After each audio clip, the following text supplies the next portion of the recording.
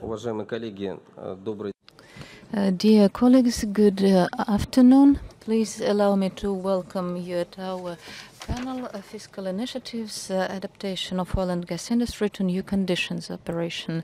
I believe that this theme is very interesting, especially as quite recently a number of considerable decisions, legislation decisions were taken for completions of tax maneuver, and still there are a lot of questions.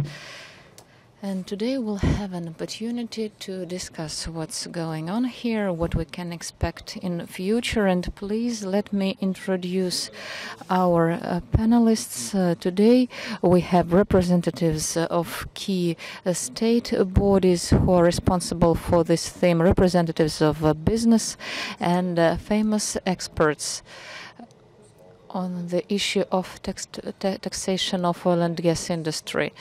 Well, let us start. Yankevich Alexei, Deputy Director on Economy and Finances, Gazprom Neft. Alexander Matitsyn, First Vice President of Lukoil. Alexei Sazanov, Director of Tax and Customs Policy Department, Ministry of Finance, Pavel Sorokin, Deputy Minister of Energetics of Russian Federation, and Ryabov Alexei, Partner Ernst & Young, Head of Oil and Gas Tax Practice on Russia and CIS. Later on, we are waiting for Sergei Donskoy, recent Minister of Natural Resources of Russian Federation and now independent expert. And we also have participants of discussion, speakers, Kondrashov Alexei, now independent expert, and Martin Nikolaevich, head of Zarubezh Neft. Well, please switch on presentation. And we'll have a number of introductory slides which will create the flow of discussion. And we will separate our session into two parts. The first part will be a discussion of measures of stimulation and reform of tax conditions as related to oil and oil refinery, and the second part about exploration and extraction. A little bit in diverted order, because normally we start with extraction, but actually it shouldn't surprise anyone in our country that everything is vice versa, and we're waiting for Sergei Yefimovich, who is actually in upstream sector. Well, a couple of years ago, similar discussion took place at the same forum. We asked questions, and actually today everyone will have an opportunity to ask questions and to answer questions for the interesting directions. The questions of 2016 about export duty. A couple of years ago, naturally, basically, people here came from business and they voted to preserve everything, not to implement any changes, and if any changes take place, then the margin of oil and gas plants can go down. What actually happened? After 2 years, the law of finalization of tax maneuver was adopted, and the wish of business was not considered, but a number of compensation mechanism was adopted, and the very maneuver happened not at one time as it was initially planned, but it was stretched within a couple of years. And there were some expectations, first of all, from the Ministry of Finance, which initiated the completion of maneuver as regards to the budget profits to be filled due to consumers and mini oil refinery plants. And today, in the first part, we are going to discuss to which extent these expectations were met and how fundamentally the targets in tax maneuver will be reached, according to your opinion. And I suggest that you answer a number of questions. Well, frankly speaking, the clicker is not working very well, so 4 questions. In order to answer these questions, we'll have to you'll have to download application and introduce a code which we are waiting for, 3439. Now you can answer questions, and the first question I would like to address to Alexei Valerievich as initiator and ideologist of this text maneuver, which is being in completing stage. And from the point of view to what extent this decision was approved, and do you expect that the targets of Ministry of Finance were reached?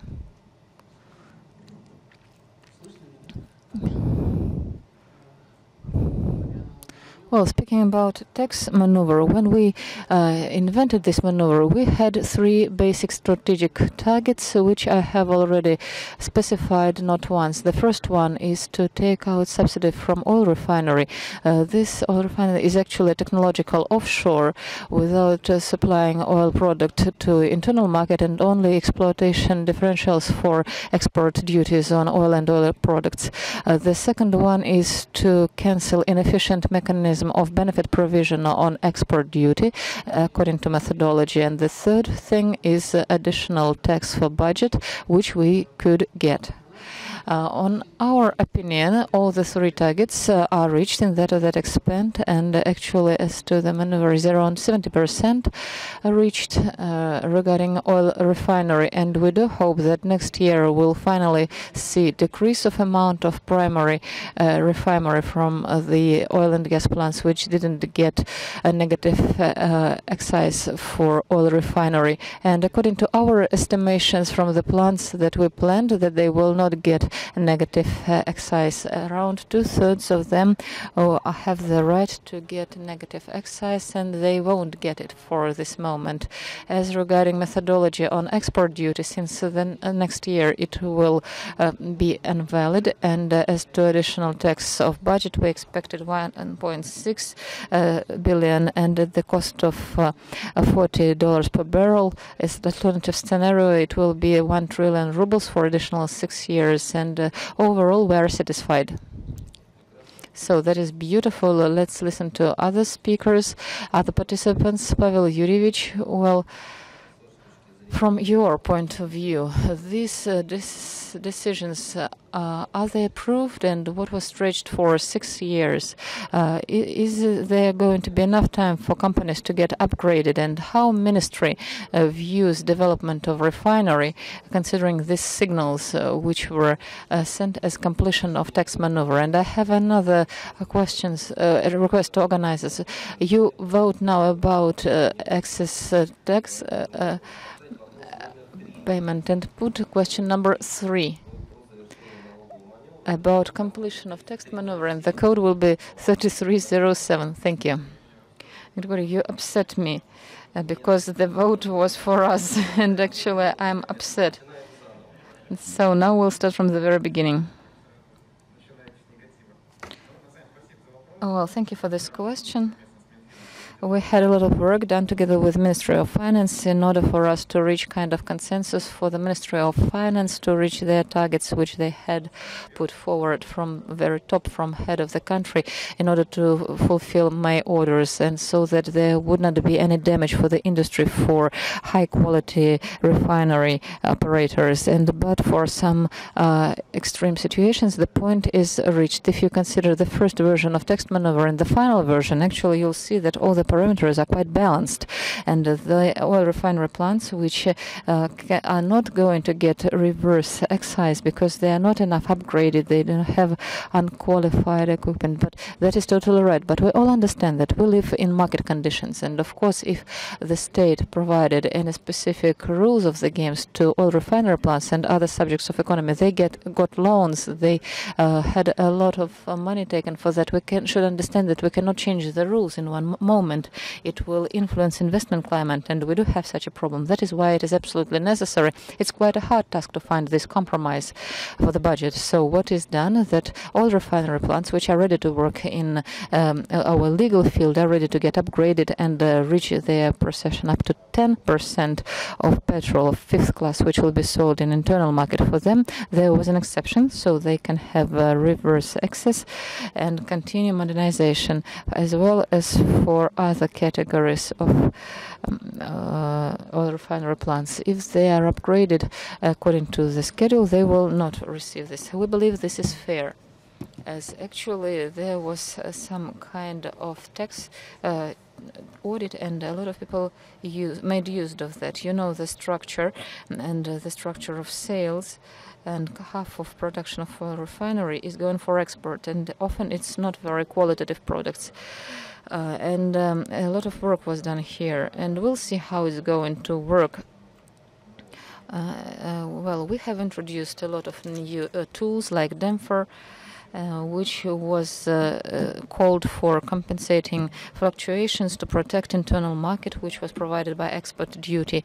But again, there is a will of the government, and there is a good cooperation between Ministry of Energy and Ministry of Finance, and I believe we'll select necessary parameters either before or we will calibrate if it's not working properly. Well, as regarding the development of oil refinery generally, our main task is to provide for conditions to complete modernization, and now we have kind of scarce of petrol in the market, and for the next few years it's going to be preserved. But if we are growing with the tempos discussed, plus 3%, that after 7 or 6 years we are going to have scarce of petrol, but still we'll have to keep our efforts and create conditions for completion of modernization and upgrade at all the plants, so that we wouldn't have scarce of petrol generally and regionally, but tax maneuver makes it possible to preserve these conditions. Thank you, Pavel Yurievich. As to Denver, we are going to discuss it later, so please do not speak about this right now. But as we can see from our interactive voting, well, looks like people do not believe in that so much. Let's ask business. Alexander Kuzmich. Well, it's not a secret that Lukoil is one of the first to complete mostly modernization of the plants where it was really required. From your point of view, well, if you want to assess tax maneuver, and well, does it contribute, does these decisions which were taken contribute to investment flows into refinery? And how do you view being representative of one of the largest companies, one of the most developed refinery in Russia, further prospects of Russian plants? Well, thank you, but in order not to repeat what was said, tax maneuver is already part of the history. It has already happened, and it performed kind of revolution in price formation for oil products in Russian market. And new mechanisms that are offered now, damper addition and so on, well, they will require another elaboration, because we got used to live in the situation as it was, with the subsidies, with internal subsidies of price, which was reached with the exception of internal duty, and now the situation is totally different. What is good about that? That there are some rules, there are 6 years for us to consider all that, and for us as for industry it's very important to have stability.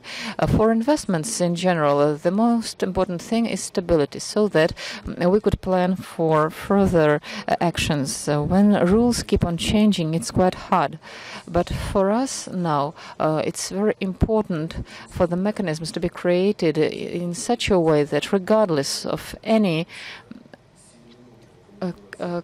current situation for prices in wholesale or retail, the state shouldn't use the most terrible lever, that is 90% of export duty on petrol.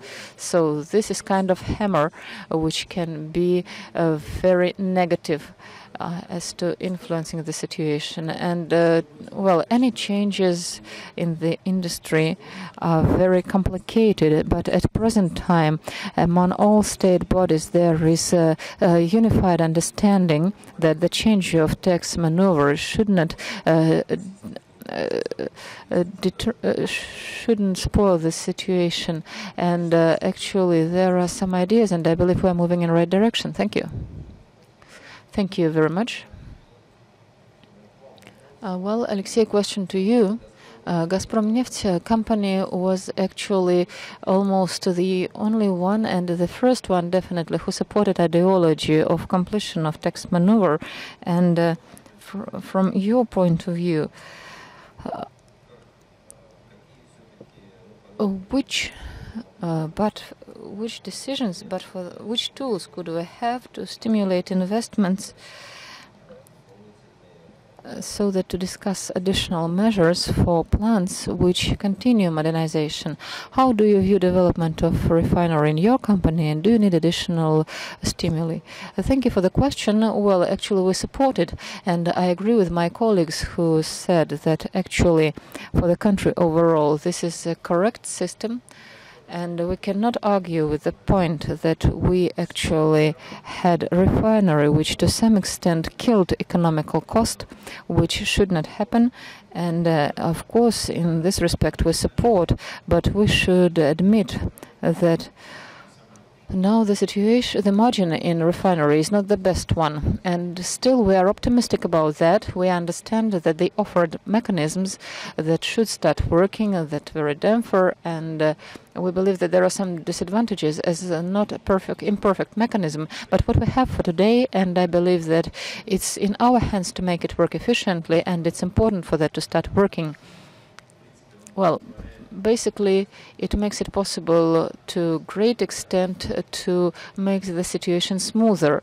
And, well, it's also very important for our company. In particular, we plan to invest into this program more than 400 billion rubles, and we are actively modernizing our oil refinery plants. And our main task is to increase depth of refinery. And it's important for us to have stable tax system, stable rules, and which would make it possible to get payback for this investment. So these are long-term projects, and every project is done for 5-6 years. Then payback period is like 7-10 years, and it's out of the question that it's important to have stability, and it's important to have system which will make it possible to get payback for the investments. And for today, we see that the conditions are proper, and if all the tools that are developed will be working properly, then we can be sure in the fact that our investments will be paid back, and we can discuss additional stimuli for refinery. I cannot ready to provide any examples for now, but most likely the most important thing for today is to solve the problem which is still existing in internal market, to make sure that the offered mechanisms are going to work efficiently. So that is quite a lot to do. So thank you very much. And you see kind of results of voting, and everyone understands that the budget, of course, will win in this story. And mostly half of representatives, like 21 people, believe that inefficient refinery will get down, but quite few people believe that modernization will become completed, and they do not believe in damper as well. So, Pavel Yurievich, what's your view of development of the industry?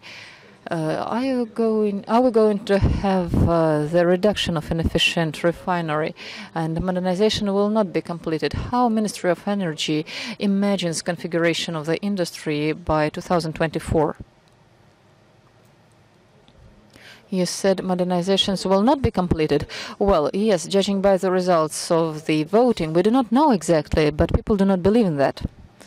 Well, our task is to reach the goal so that people would believe, so we'll try our best. Well, see, as regarding configuration of the industry by 2024 and decrease of refinery, well, I believe that, of course, we'll see decrease of inefficient refinery from the point of view of mini oil refinery plants. So those which are not going to be modernized, which do not meet qualitative characteristics, I believe that it is 10-15 million tons at least. Then will be 15-20 million tons in a risk zone, and this is part of those who are going to sign investment agreements. And we do not have any other questions to anyone else, but they will reach the required parameters, like 15 of 20 million tons in a risk zone. So we can lose up to 30 million tons of refinery. This will be the decrease. But at that, we all know that program of construction of large oil refinery plants, and at part of them, large and mid-size, they will have a lot of primary refinery, and the amount will be less than that 30. And if we view objectively, if there is not extreme situations or kind of limitations for prices, or damper will make it possible to compensate for that, I believe that we will be able to get stabilized at 260-265 million ton of refinery, and it will make it possible to satisfy internal requirements and export as well, and also enough raw materials for chemistry.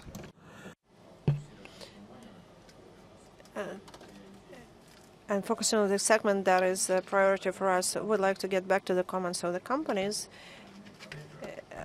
and talking about the parameters, not damper per se, since it's a new system that has not been in place yet.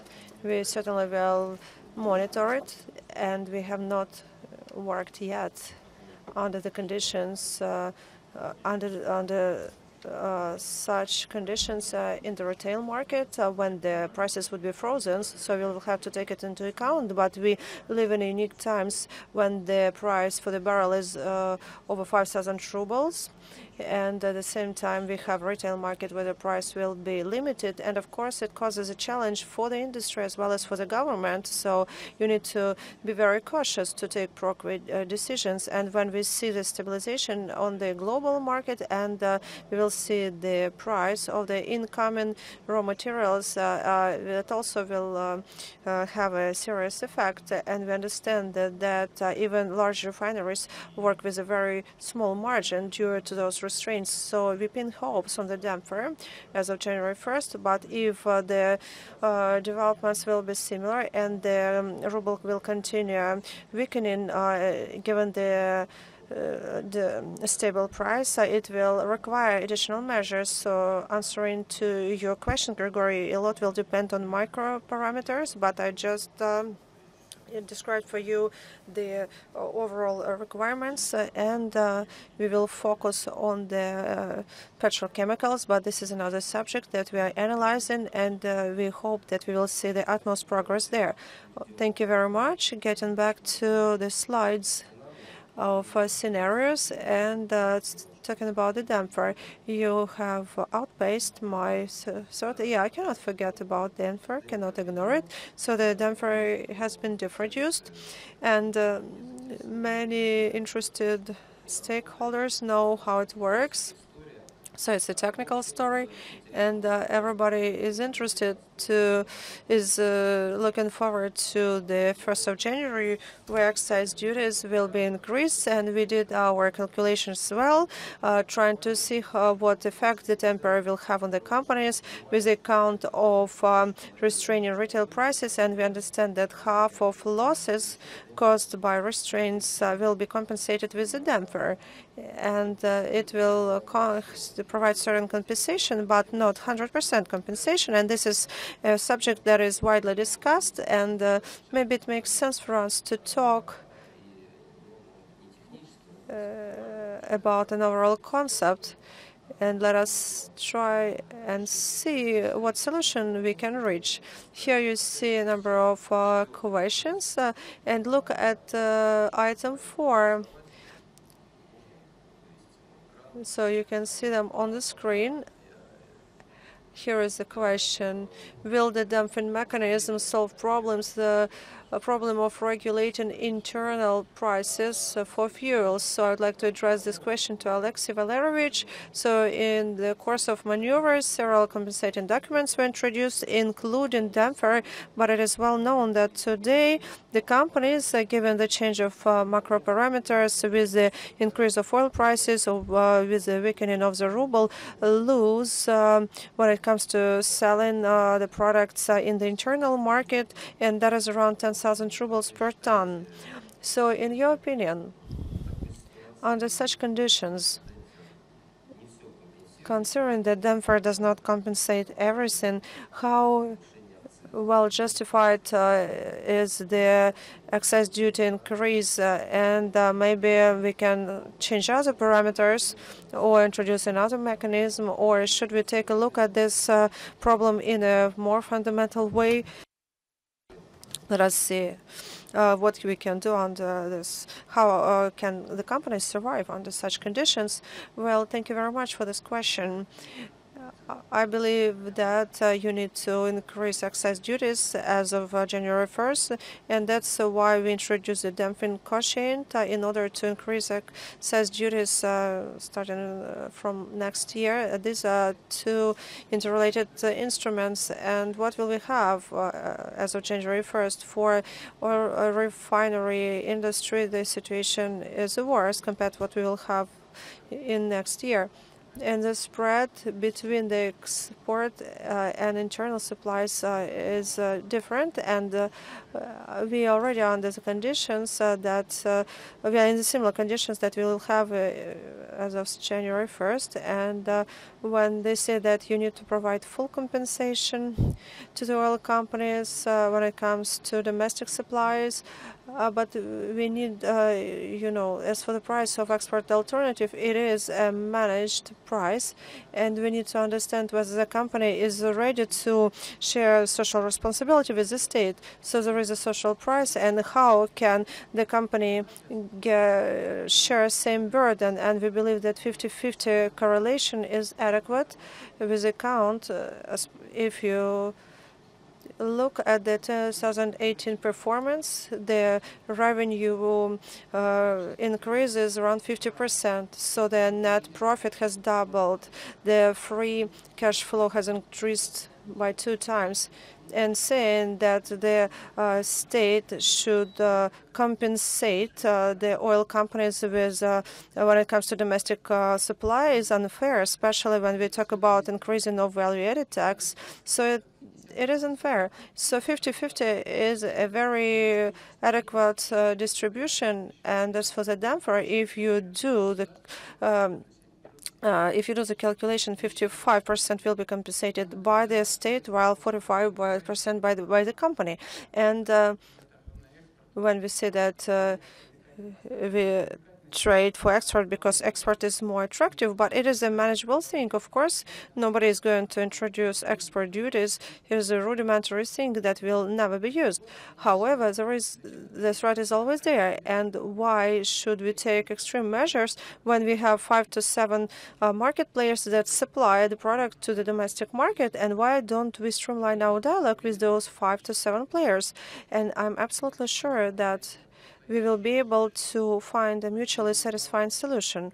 So in our opinion, today's parameter of damping coefficient is fully justified, and we are not going to revisit it. We don't see any necessity in doing so. Okay. On the part of the Ministry of Finance, everything is well justified. And you, Alexander Kuzmich, what do you think about this justification? So when we hear about the managing export alternative, we can do it, reach it through export duties. And although this mechanism is not going to be introduced, this threat is there, and we know what consequences it can cause. So what do you say? It is fair, and can you improve the situation in any way? And is it necessary? Well, after talking to the representatives of Ministry of Finances, rather challenges. So, we were talking about solutions, and now we talk about fairness. So there is a saying: if you believe that these actions against you were fair, try to persuade about the same the victim. So we and the Ministry of Finance may think have different opinions about fairness and justification. So we know that excess duty is a duty, indirect duty, and it is pushed to the consumer. And when I heard that manual regulation will not be needed, 0%, so everybody understands when talking about fairness, automatic regulation will not take place. And of course, everything will depend on how today's consumer is ready or is able, and only the Ministry of Finance can tell us how ready is it to assume this indirect price increase. And of course, currently we have the mechanism that unfortunately redistributes this burden between the population and the oil companies. So if the mechanism is considered to be justified, oh well. But damping coefficient already is a good thing for us. They could go without it. You remember how the tax maneuver was developing. So it is hard to give any comments here. Of course, any company aims at increasing its efficiency. And of course, it is clear that the goals of government is to regulate prices, and I think the mechanism should serve to this purpose. And if the government believes that we should get the compensation in the amount of 60 or 50%, thanks for every ruble given, we will invest it in modernization, in the production, in the exploration, and extraction. Thank you very much, Alexander Kuzmich. Well, Pavel Yurich, you see people vote for a flexible excise, and this mechanism was discussed earlier, and everybody understands that there is a problem related to our road infrastructure, but can we get back to the excise duty? Because from the point of sensibility, as Alexander says, the excise is pushed to the consumers' shoulders. And as for the damping coefficient, it's compensation of losses to the oil companies from selling their product in the domestic market. So do you think we can get back to the floating excise duty, or it is already a question that is solved? No. I actually like the results of voting. I have never seen such a unanimous approach, or haven't seen it for a very long time. So it is very important to understand how many of those who voted belong to Vegan Consulting, just one person. But actually, we stand for fairness and for a search of the most efficient instrument. However, when it comes to the excise duties or the subject as a whole, we have very ambitious goals in terms of developing infrastructure, including in road infrastructure, and for the full use of the road infrastructure is the basis of implementing this plan. So before we discuss the introduction of flexible excise duty, so before we discuss that, we need to understand what will happen to the roads and how we are going to use them most efficiently. As of coming 6 months, this is not our focus, but as for the flexible excise, we discussed it, but with the account of the goal that was set forth for us. You're talking about guarantees of roads. We chose the damper as a mechanism, as the best solution to solve the current most important issues. As for the future, I don't want to go too far, and we understand that macroeconomic situation changes very dynamically, and we'll see what will happen in future, but we certainly will get back to this discussion, but not anytime soon. As for damper, I will agree with Alexander, and certainly we agree that we have to monitor it. On the other hand, refineries struggling right now. They took part of the burden, and they supply large volumes to the stock exchange, and that allows the prices to keep on a relatively stable level. And we understand that any sales may cause losses to the retail and to wholesale segment. And of course, it is a challenge for refinery industry. Damper will partially solve this issue, but considering the difference between the markup between the oil and wholesale price is around 12 to 15,000 rubles per ton, depending on the region, it is a unique situation. I should remind you that over the past 10 years, we lived under conditions when internal market would bring 7 to 8,000 rubles compared to export, and now it is also totally different. Of course, it will not continue this way for a long time. As of 1st of January, when the excise duty will increase, this situation will exacerbate because the losses from domestic market will increase even further, and we believe that the damping coefficient will help us change the parameters, and we are going to monitor the situation very closely, and if the situation will improve, we won't change it significantly, but we need to look at the range where the damper will work, and we will maintain same proportion 50-50 between the government and the state companies, and of course the companies have to assume partially this burden, considering that the industry is quite consolidating and developing quite well. Thank you very much.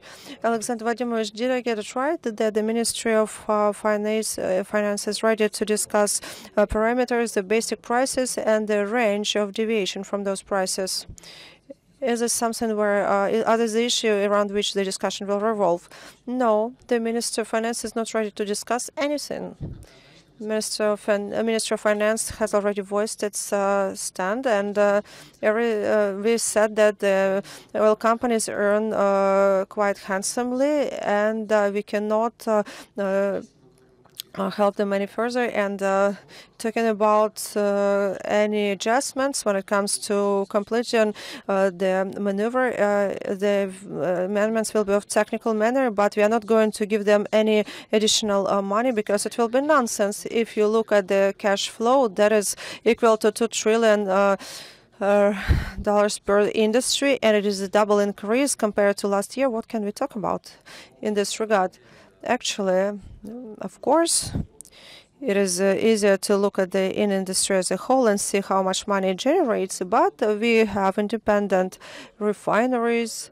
And it is a very paradoxical situation because on one hand, we would like to stimulate a refinery to eliminate the deficit of motor fuel in the domestic market, and now the refineries are de-stimulated. So it is a huge conflict indeed. Alexei Yurich would like to add something here. Maybe you will say a few words about the retail market because Gazprom Neft is focused on the retail market and it is under risk in this case as well, right? Well, I must say that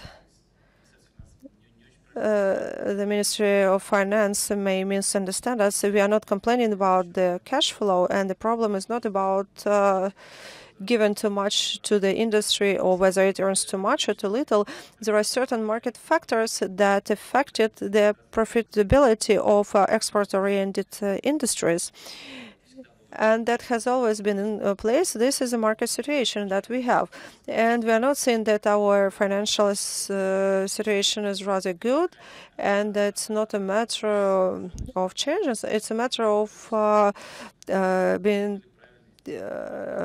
the right stimulus in the market. And as for damping coefficient, we hope that the dialogue will continue. And we're not talking about particular amounts that the government will compensate this or the other way. We are talking about the pure mechanism itself. For instance, now we have the corridor of plus minus 10 to 20%, and they start not from end back but from the fixed price. So if we look at current situation, the damper will not work because the price went below the cutback price, and there are certain inconsistencies that have to be adjusted. As for the 10% interval, you should not count it from a fixed price, but from netback. And I understand the ideology was to make sure that the oil producers will not earn additional profits, and that's why it's excessive profits. And again, I would like to support my colleague by saying that we are not asking for any additional money from the budget. We understand our social responsibility, but we wanted to be fair in the industry, because it's no secret that the share of upstream and downstream is different. And Grigory was right by saying that there are companies with zero upstream, and now it looks like that the companies that have large upstream win. So the companies with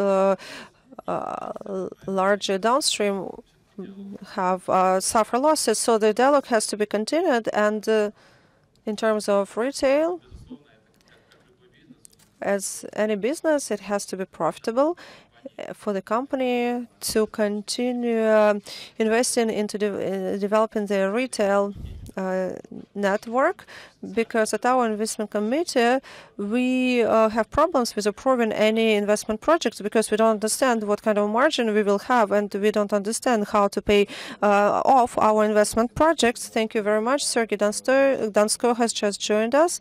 I understand that Pavel Yurich will have to say goodbye to us relatively soon. So let's talk about the upstream segment. I think this was a previous question, so we have discussed it also. The Ministry of Finance does not want to continue dialogue, but still it will happen. We will have a discussion about the dialogue about the money, about the cash. So can you bring our presentation back, talking about exploration and extraction? As for excess profit tax, we have discussed it for 4 years, and finally we have this law. And 2 years ago, as we discussed it, perspective of excess profit tax, mostly who voted for that at that forum, they were mentioning that excess profit tax will be very limited. What actually happened? So the adopted law along the 4 groups along the objects which are mostly controlled. It's not profitable. It's better than non-excess profit tax. And as regarding Western Siberia, actually the discussion of this law started for the field of Western Siberia. It was called the tax on financial result, but now within the financial experiment, less than 5% of reserves were included. So, Pavel Yurievich, what is your opinion? Which perspectives of development for excess profit tax, how Ministry of Energy is going to monitor the application of this tax to assess its efficiency or enlarge perimeter? Well, thank you. Well, actually, the theme of stimulating is very important. We all understand very well that oil is the richness of the country. Please put it for voting. A new question. Now it's question number 1. I vote for number 2. Getting back to stimulation. Oil is our treasure, and we understand that oil is not forever from the point of view of reserves and demand as well, and for 50-60 years ahead. And it's important to understand that in the market we have quite a lot of oil reserves. They are much more than everyone thought 10 years ago, and the peak of oil is not discussed as any peak of extraction, but peak of consumption. When it's happening in 2030 or 40, nobody knows, but sooner or later it will happen. And the thing is that the countries that are below the offers, Arabic countries and the USA with new technologies, as we reach this peak of demand, will try to actively monetize reserves. They will maximize extraction. It will be brought to the market, and it will mean that the rent that we have and all oil producers in the world will be reduced, because this is increase of competition. I'm not talking about this, which when the oil costs more than 80 due to geopolitical factors. So rent will be decreased, and it will mean the decrease of potential financial resource that can be taken from oil and taken to budget. And we should understand that the potential of oil industry must be used as much as possible before us, and as much as possible. Potential is not only tax. These are mostly investment industry orders that oil producers can provide. We have quite few industries that can actually provide for this order for long-term period, like 5 or 7 years. And for import substitution, for normal import substitution, for normal development of technologies, we need order. And without this order, nobody will develop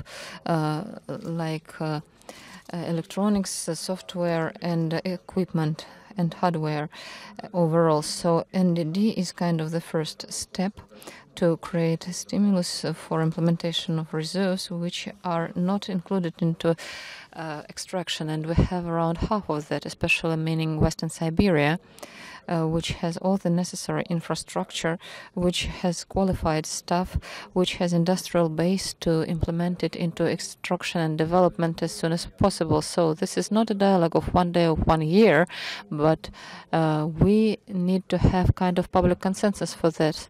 Oil industry should not be only a source of taxes, it should be source of investments. Oil industry can give much more as investment resource, and it will result in GDP growth, because multiplicator here is quite big. Creation of new working positions and development of technologies.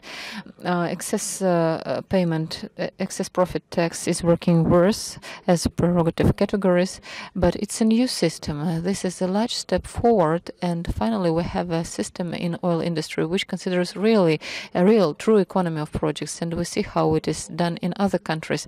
And the question of collaboration of parameters as experiment is being developed. This is another thing, but the main thing that we have system and tools. So I'm perfectly sure in its efficiency as new system, and Well, again, I didn't. I didn't guess the option. The second option is failing. But if it is successful and we correctly select parameters in future, maybe for different categories of reserves for other parameters, then it will be a large step forward. And we'll start monitoring from the first quarter of next year with a large number of parameters, and we will see the change of investments and the development with the schemes, which is the percent in Russia, and we'll have to consider it overall because this is Western Siberia, and we want to show that most of this money is going to be spent for Russian technologies on Russian equipment, and altogether to find which effect it gives, how many wells we get relatively to old plants, how many staff is involved. Every quarter we'll see and assess together with Ministry of Finance, and to think what should be corrected here and whether it's necessary to correct anything at all. Thank you. Alexey Valerievich, well, maybe people do not know or do not believe, but as far as I understand, Ministry of Finance supported excess profit tax introduction and the parameters which are implemented in the law today. So this is development of Ministry of Finance to a large extent. But actually, why Ministry of Finance was working for excess profit tax, and what do you expect from this tax in comparison to existing system? Do you expect that further on excess profit tax will substitute for the current system, and if yes, then where it will happen, at which objects? Thank you for the question. Well, at first I would like to explain why we made excess profit tax at such a narrow number of fields. Well, first of all, Ministry of Finance, fortunately, uses quite different principles than those of Ministry of Energy. While oil people are investing, it's important for people to have enough money for pensions. And when they say about excess load on oil industry, and then a lot of parameters can be considered and effect on different industries from investments. Well, maybe we should add some social parameters and see how that all other people live and how they can have better life with that, and what else state can do for them and which resources are required for all that.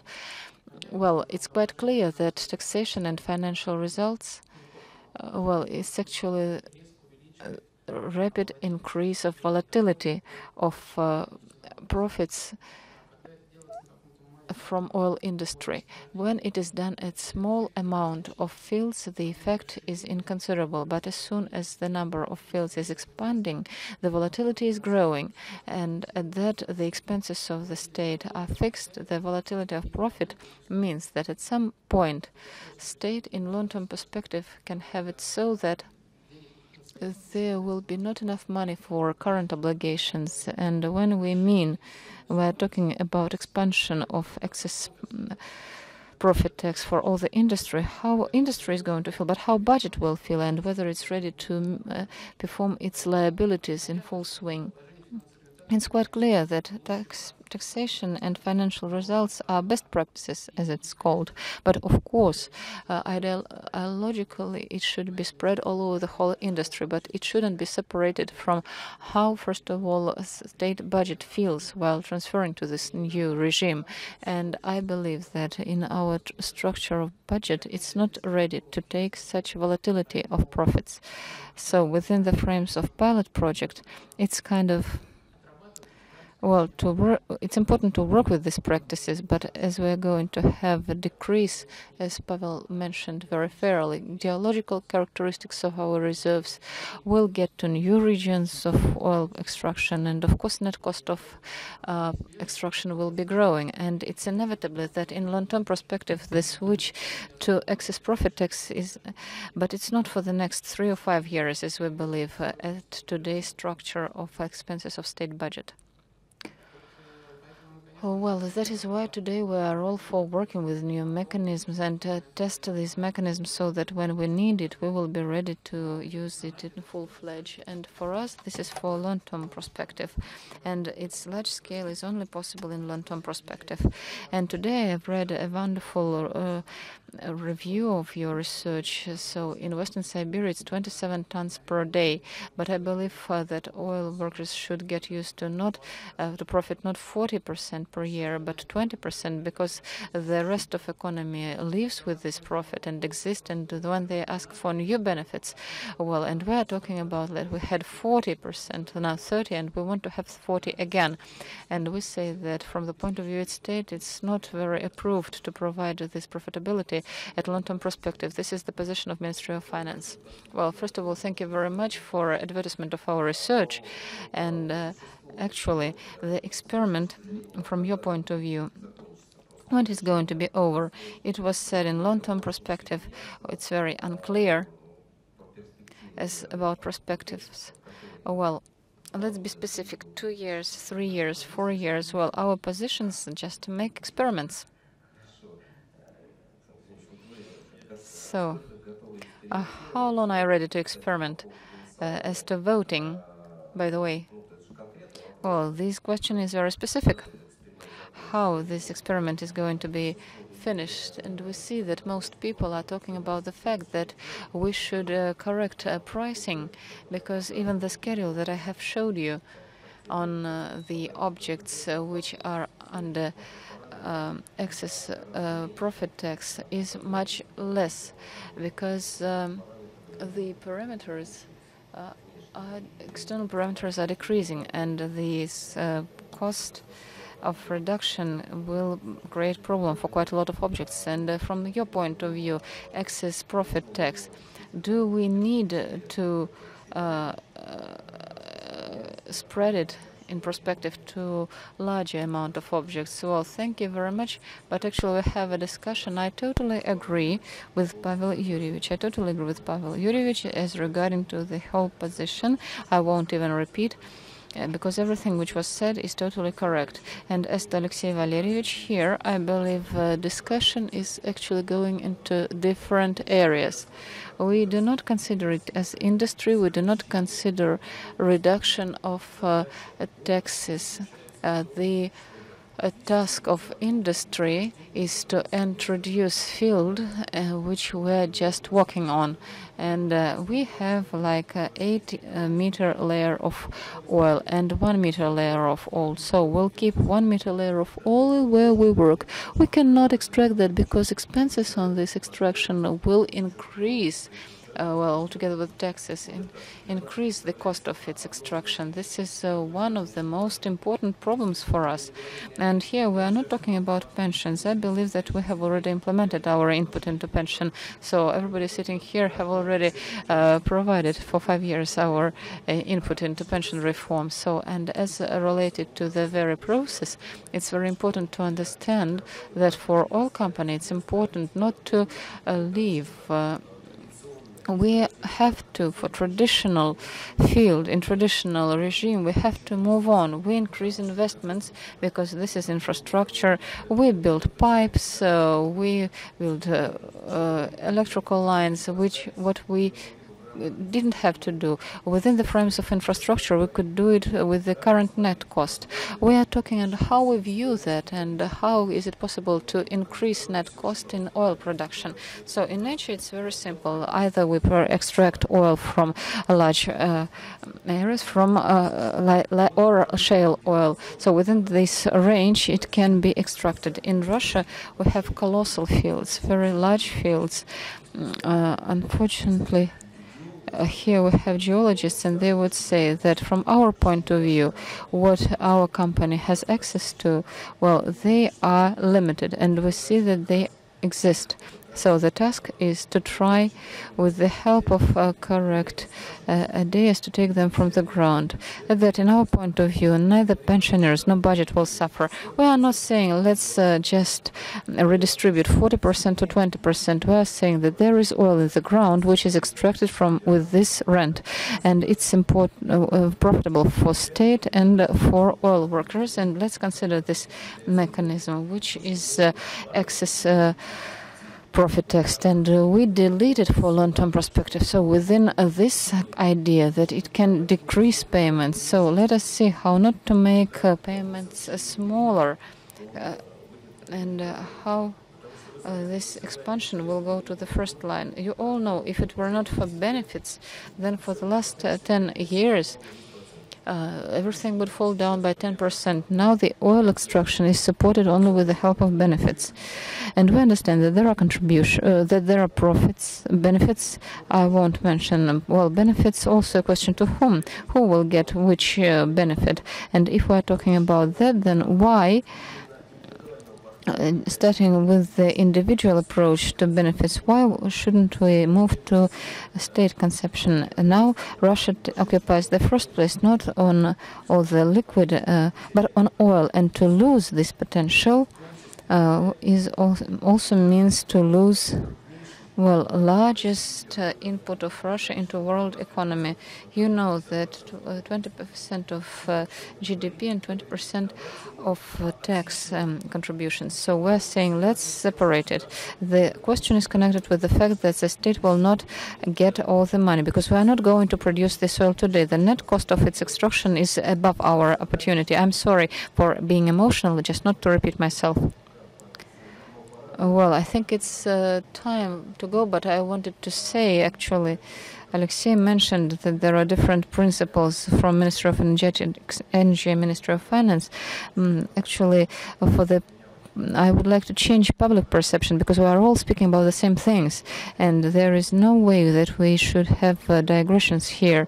What we offer today, we offer to consider the issues of pensions and employment through investments. So it's out of the question. What Alexei mentioned is hard to argue with. So the state is not ready for this volatility, but sooner or later this volatility will happen due to the reduction of extraction. So here we play at the same field, in the same team, and for the same target. So we'll just have to find methods and ways for us after 5, 7 or 10 years to be ready. So if we start to search for these methods of stimulation, and 5 years later it will be too late, when the extraction decreases and the investments will fall, and so on. So I would like to say that I'm sure that we'll find how to do that, a compromise version, but I wouldn't like people to oppose interests of the state from the point of view of treasury and increase of investments. Well, these are parts of the same chain, and investments into production of pipes or pumps, well, it's additional employment, and it's tax for people. When we modify pension system, this will be pension contributions, and we should consider it comprehensively, and we would like people to leave this place with the understanding that this is all links of the same change. We cannot provide for stability of budget or stability of investments without each other. They only go together, and there should be guarantee for 10 or 15 years that the conditions will be stable, or at least not get worse, and guarantee from investments from oil workers that they will invest. This is kind of inside information, but when we suggest measures for stimulation and discuss them, we will actually believe that oil producers will take obligations on investments, on localization and investment into Russian production. So then it will be comprehensive measure complex, which will help to increase budget contributions, even though different taxes will be introduced. But it will also provide for investment attraction, and others will work here. So let's consider it comprehensively, and I'm firmly convinced that we all work for the same target.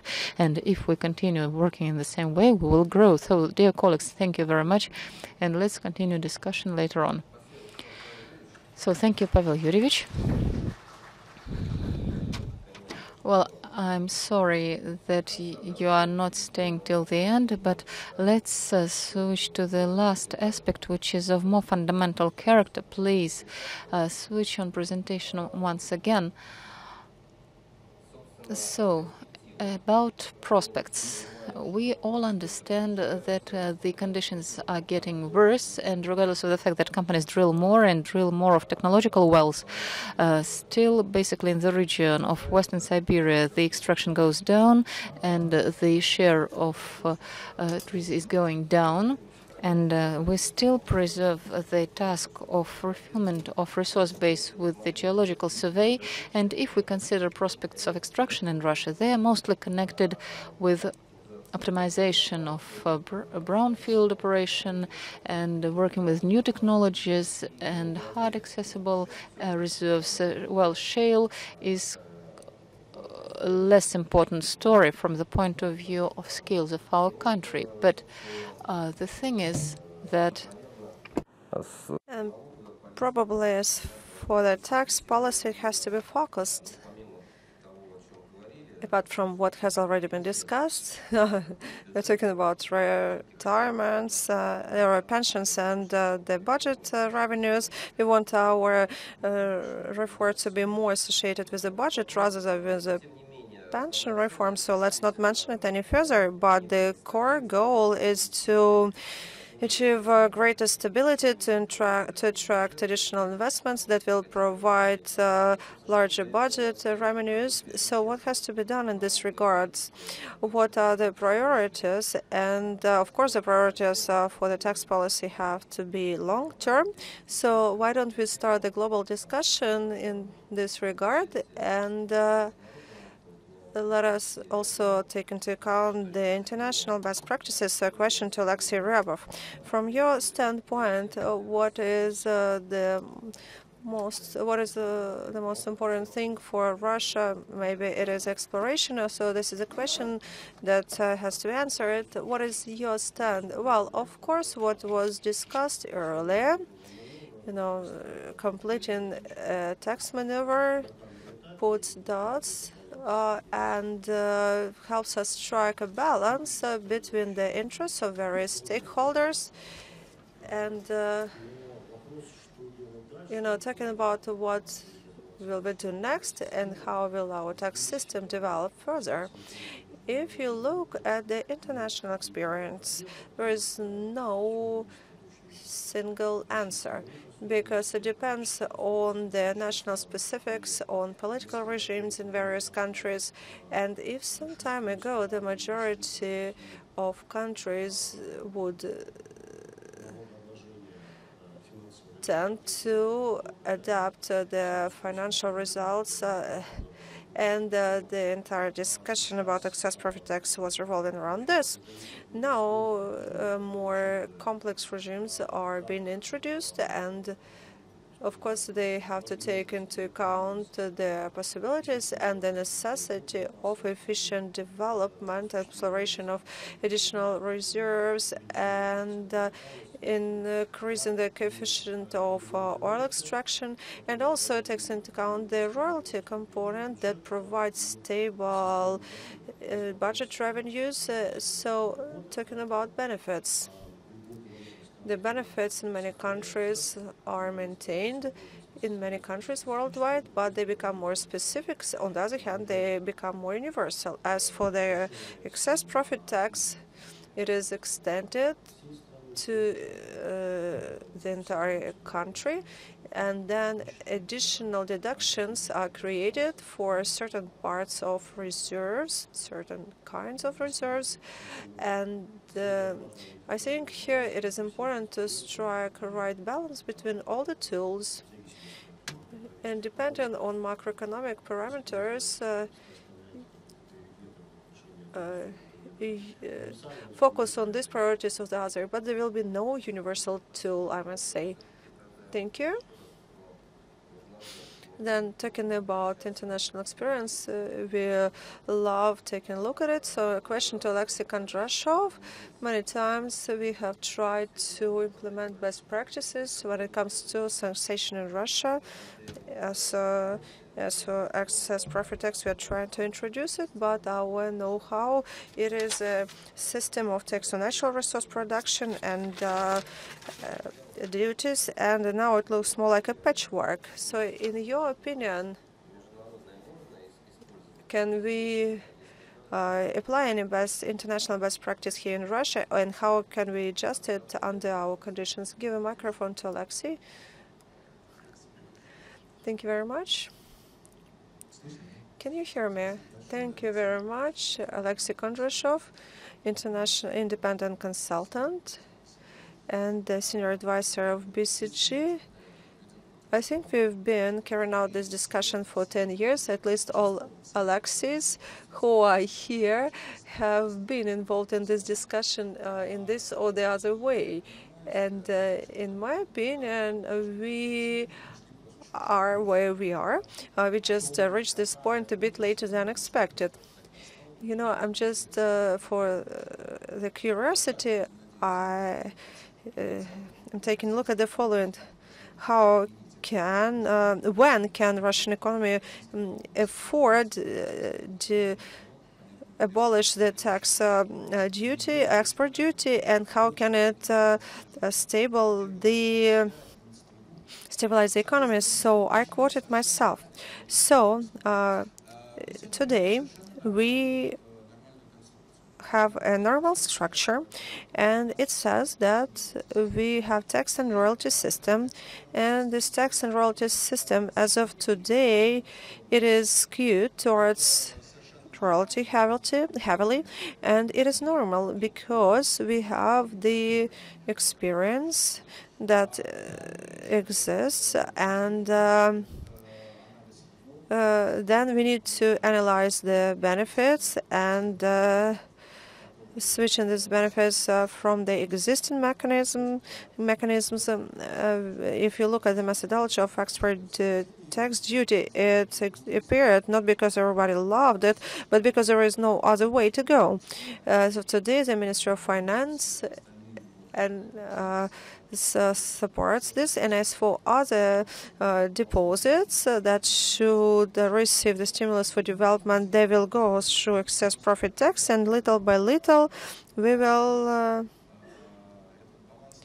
find the balance. When we say that there are certain problems for the budget, of course they are there, but at the same time the cutoff price is also included in the budget, and you easily can calculate the revenues that we will receive by using excess profit tax for all explorations, and then you can try and test this system. And all in all, this is our objective reality.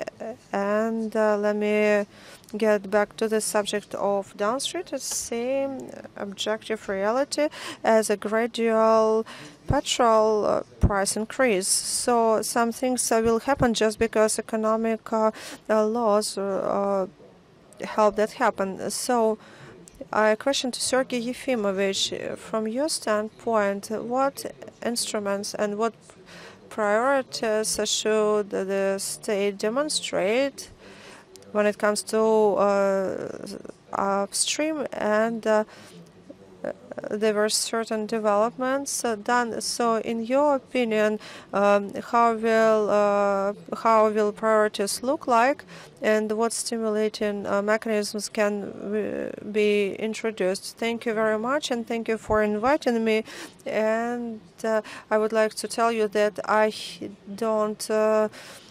I speak here not as a minister, but rather as an independent expert. So I listen to the discussion. So you have not invited me for a long time, maybe because it was summer season. But anyway, basically people are talking about the same things. So the discussion revolves around some conventional things, namely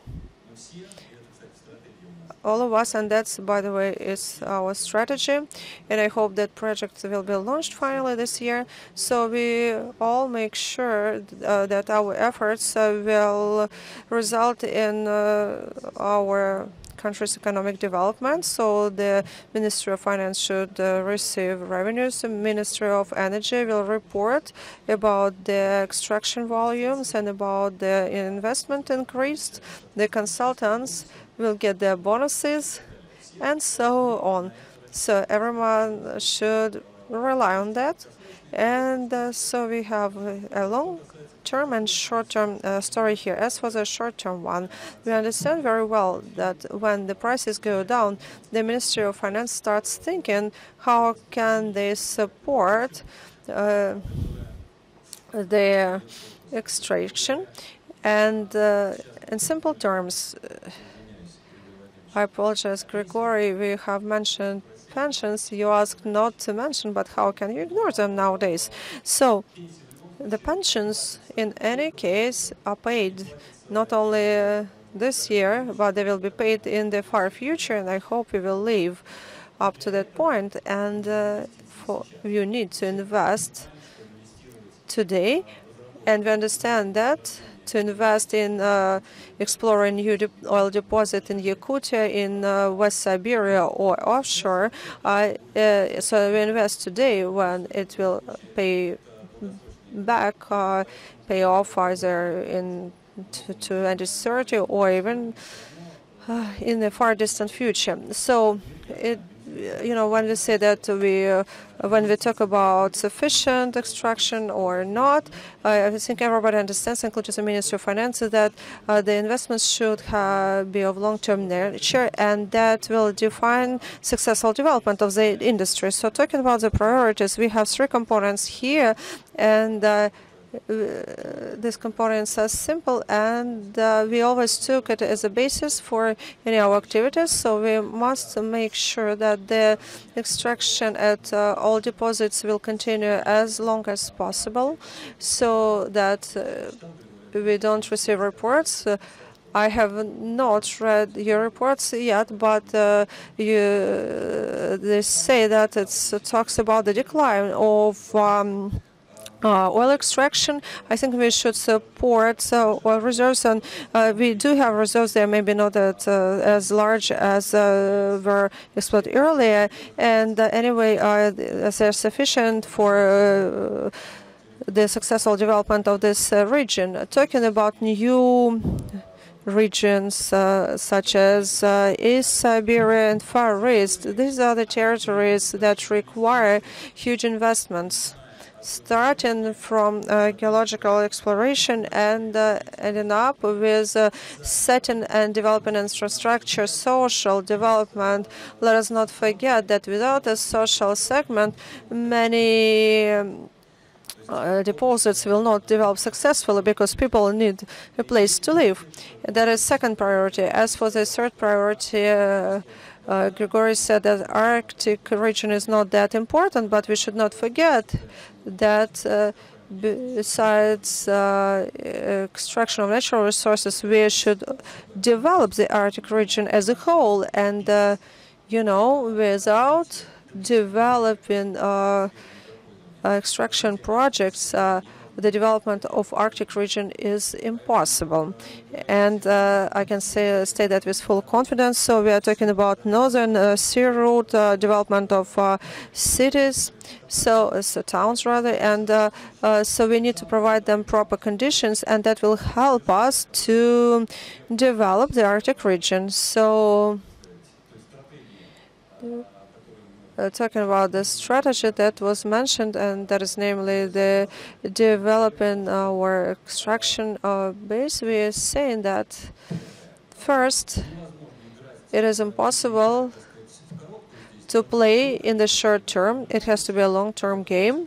But in any case, the balance should be there, the balance between the fact that the state should receive from the deposits, and of course the deposits belong to the state, and so they're used by the extracting companies that invest, extract deposits and pay taxes. So the taxes should be there, but you need to set proper conditions for stable development so that the economy will benefit and will receive revenues not only this year but in the upcoming years as well. It is a very important condition. Talking about the exploration process as a whole, we should not forget that that exploration process is not only about reserves. And we are talking about high risks as well. And this is something what I would like to point out.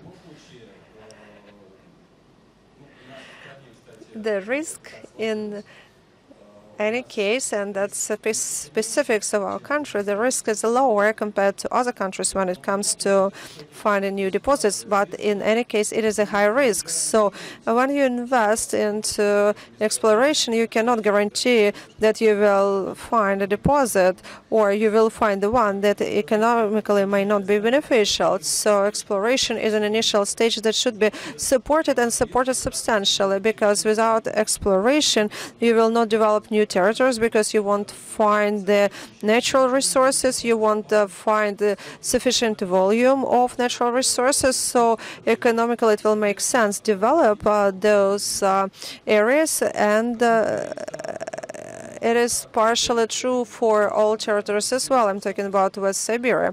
So the tools for initial phase should take into account the risks as well as the needed tasks, and we need to find a needed volume of natural resources that will allow to develop those deposits further and help us develop the territories around them. Therefore, at a certain point, we came up with an idea, and it is being discussed actively right now.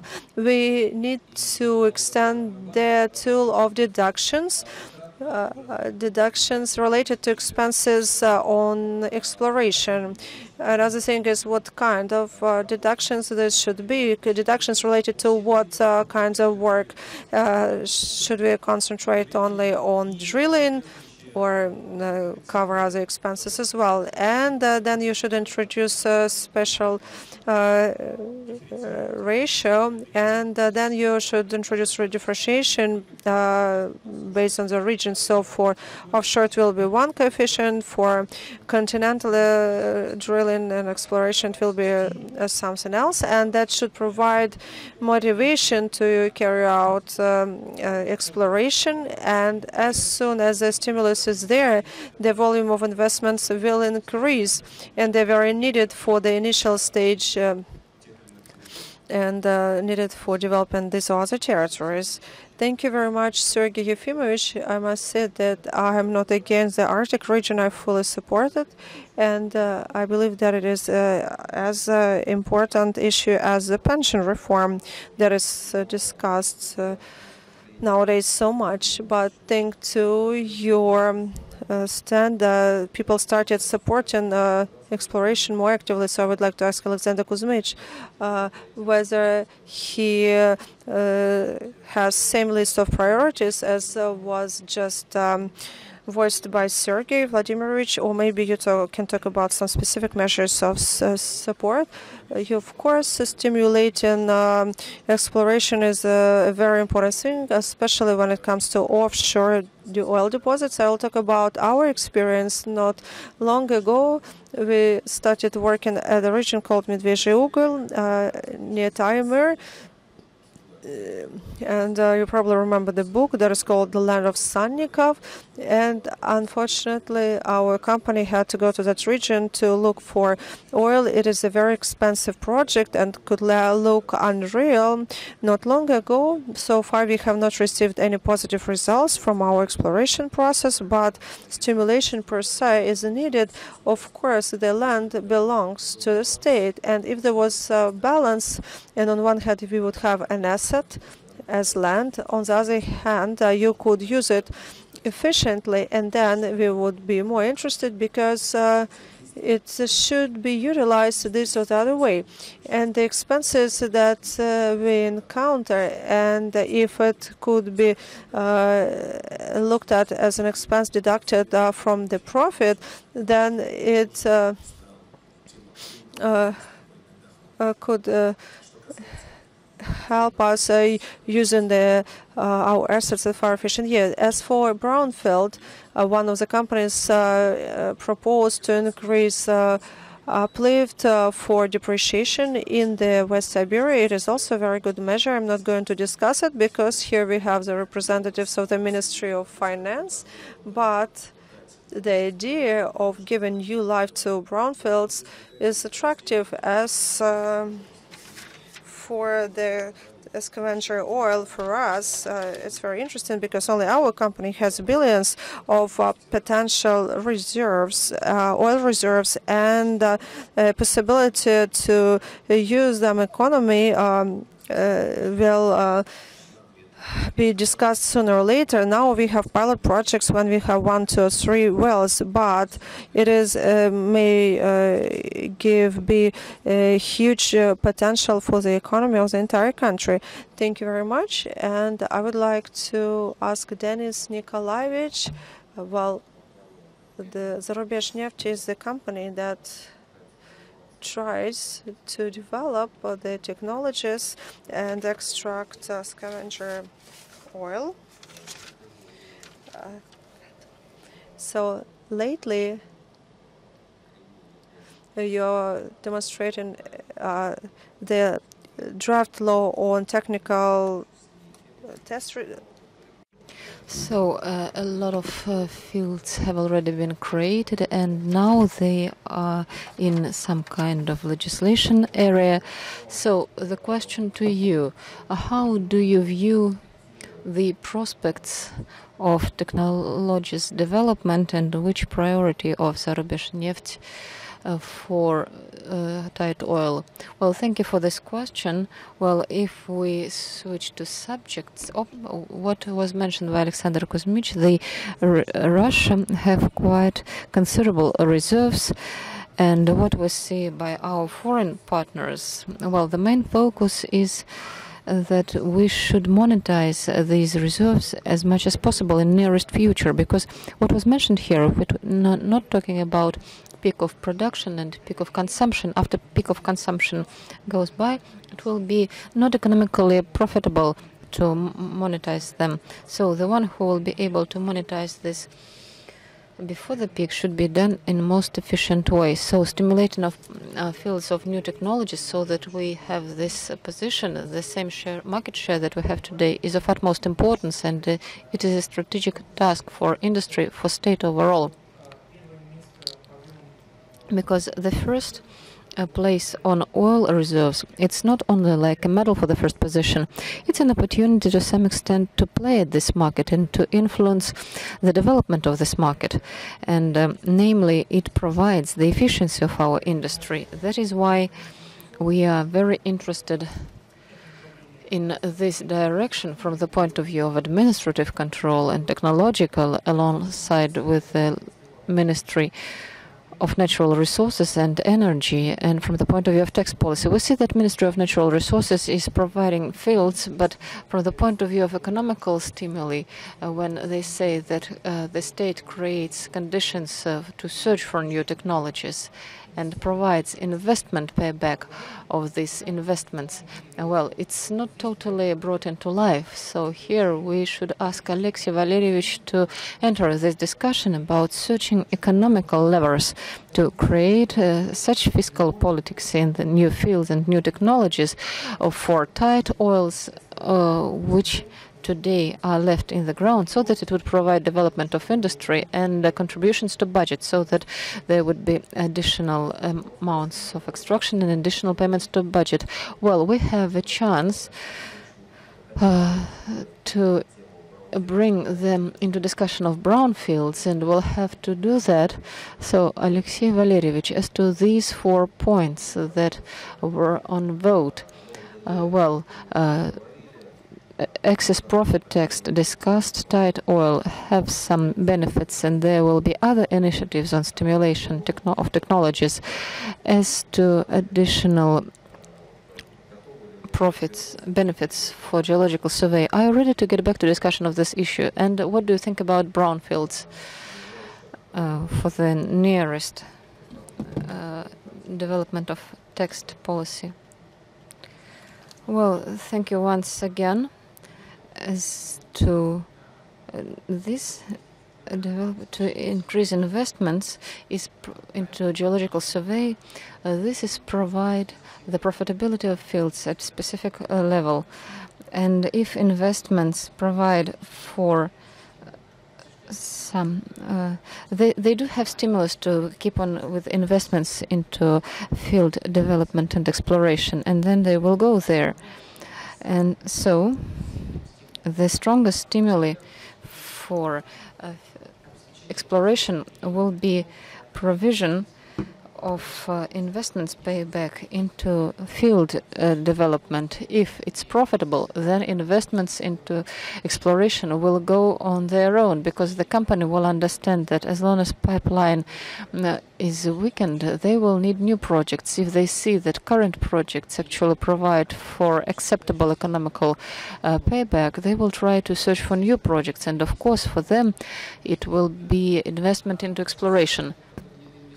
And if there is not enough investments into exploration now, it's mostly for pipeline projects that company has, and they see their prospects for 5 or 10 years in advance. And maybe they do not make it into highest priorities for investments into exploration in the amount that we wish.